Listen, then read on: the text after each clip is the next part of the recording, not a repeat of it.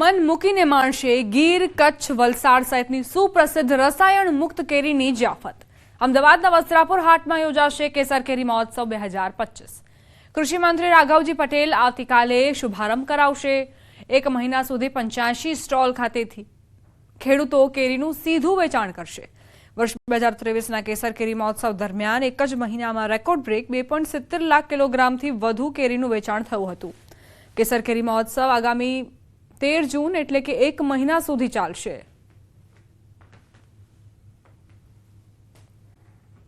મહાનગરપાલિકા દ્વારા કરવામાં આવતા વિકાસના કામો લોકો માટે મુસીબત સાબિત થઈ રહ્યા છે। મહાનગરપાલિકાએ શહેરના જુદા જુદા વિસ્તારમાં રોડ, ડ્રેનેજ લાઇન કામગીરી હાથ ધરી અને રોડ ખોદી નાખ્યા, પરંતુ આ કામગીરી એટલી આયોજન વગરની અને ધીમી છે કે લોકો ત્રાહિમામ પુકારી ઉઠ્યા છે।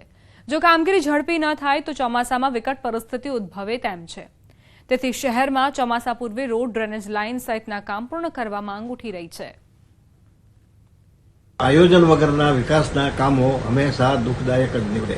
ચારે બાજુ રસ્તાઓ ખોદાઈ ગયા છે, ઓલ્ટરનેટ છે નહીં કે બીજા રસ્તેથી ક્યાં ચાલવું, એના બાયપાસ આપ્યા નથી અને જે આપ્યા છે દુષ્કર છે, ત્યાંથી જઈ ન શકાય। અને ખાસ કરીને સિનિયર સિટીઝન અને બાળકો અને મહિલાઓ દરરોજ 10 થી 12 એક્સિડન્ટ થાય છે અને દુવિધામાં પડે છે।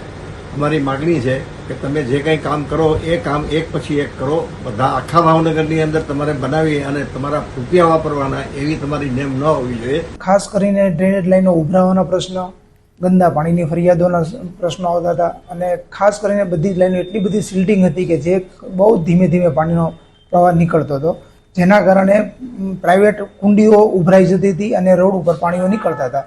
આ બધાના પ્રશ્નોના સમાધાન માટે આ બધા કામો શરૂ છે।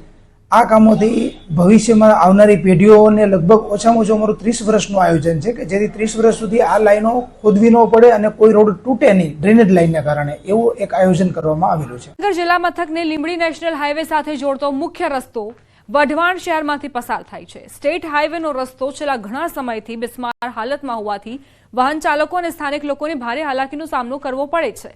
અસંખ્ય મસમોટા ખાડાથી વાહન ચાલકોને મુશ્કેલીમાં મુકાય છે।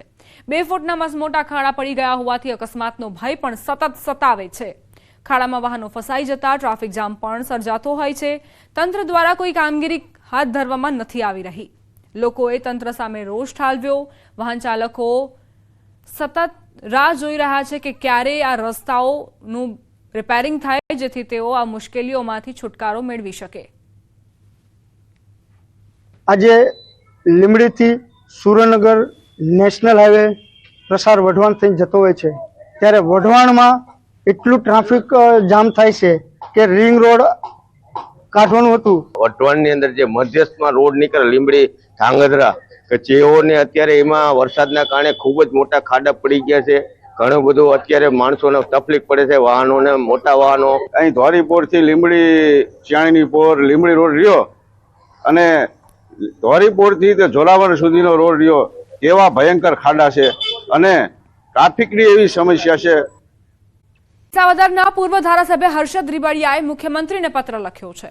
વિસાવદર, ભેંસાણ અને જૂનાગઢના ગામડાઓમાં સર્વે કરવાની માંગ કરી। કમોસમી વરસાદથી થયેલા નુકસાનનો સર્વે કરવા માંગ કરાઈ। વરસાદથી ખેડૂતોને ભારે નુકસાન થયું છે। ખેડૂતોને આર્થિક નુકસાનના પગલે સહાય ચૂકવવા માંગણી કરાઈ છે। તલ, અડદ, મગ, કેરી સહિતના પાકને વરસાદના કારણે નુકસાન થયું હોવાની રાવ ખેડૂતોએ કરી છે। સમાચાર પ્રાપ્ત થઈ રહ્યા છે। ગૃહમંત્રી અમિત શાહ ફરી ગુજરાત આવી શકે છે। ગાંધીનગરમાં વિવિધ કાર્યક્રમોમાં હાજરી આપે તેવી સંભાવના। સેક્ટર 21-22 ખાતે અંડરબ્રિજનું લોકાર્પણ કરશે। પેથાપુર CHC સેન્ટરનું પણ લોકાર્પણ કરશે।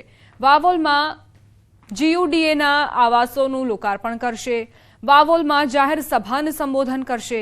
કોલવડામાં નવનિર્મિત તળાવનું લોકાર્પણ કરશે।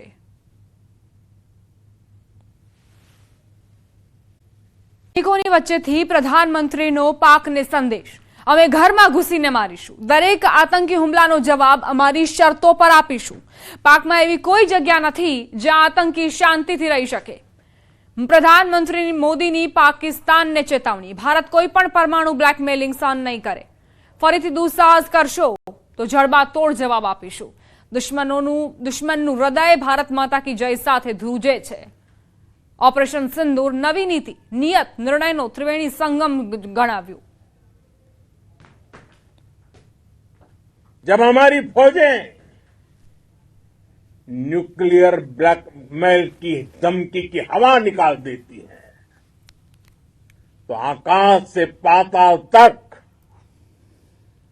एक ही बात गूंजती है, भारत माता की जय। ये देश के हर उस नागरिक की आवाज है जो देश के लिए जीना चाहता है, कुछ कर गुजरना चाहता है।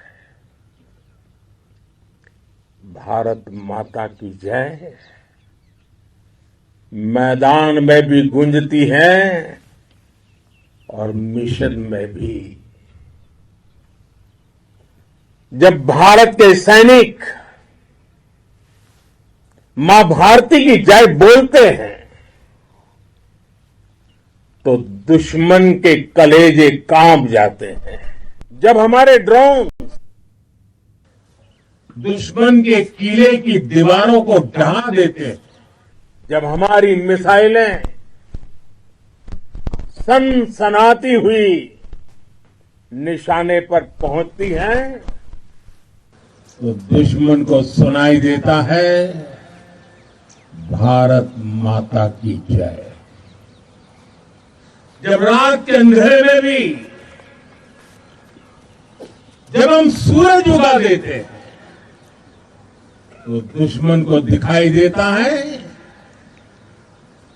भारत माता की जय। નર્સ ચોલા પટેલની હત્યાનો મામલો પોલીસે આરોપી કાનજી વાંઝાની અટકાયત કરી। હત્યા મામલે એસીપી બીજે ચૌધરીનું નિવેદન। હત્યાનું ચોક્કસ કારણ હજુ જાણવા નથી મળ્યું। બોલાચાલી બાદ હત્યા થઈ હોવાનું પ્રાથમિક કારણ। દુષ્કર્મના આરોપ મામલે પણ પોલીસ તપાસ કરશે। આરોપીએ નર્સ પર છરી વડે હુમલો કર્યો હતો। સારવાર દરમિયાન નર્સનું મોત થયું હતું।